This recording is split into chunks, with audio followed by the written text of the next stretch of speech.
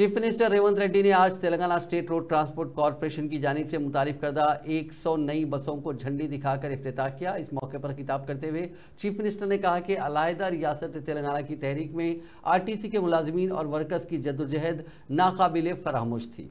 तेलंगाना की तश्कील पर आरटीसी के मुलाजिमीन ने कई उम्मीदें वाबस्ता किए हुए थे कि उनके मसाइल हल होंगे, लेकिन 10 साल के दौरान उनके मसाइल हल नहीं हुए। आरटीसी के मुलाजिमीन ने अपने मसाइल के लिए कई दिनों तक हड़ताल की। इस दौरान 36 वर्कर्स की मौत हो गई।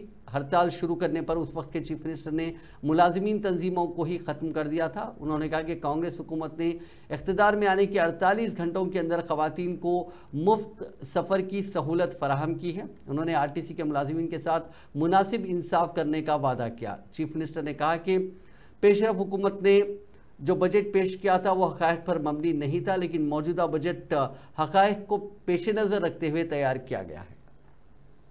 తెలంగాణ రాష్ట్రంలో మనం నిలబడి 100 బస్సుల ప్రారంభోత్సవ కార్యక్రమాన్ని జరుపుకుంటున్నాం।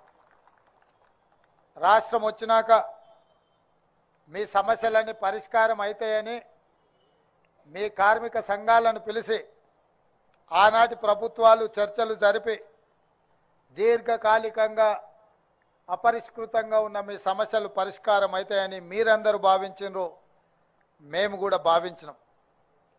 కానీ దురదృష్టవశాత్తు తెలంగాణ ప్రజల కోసం తెలంగాణ ప్రజలు ఎన్నుకున్న ప్రభుత్వం కార్మికులను శత్రువులుగా చూసి మీరు తెలంగాణ రాష్ట్రంలో సమ్మెకు పిలిపిస్తే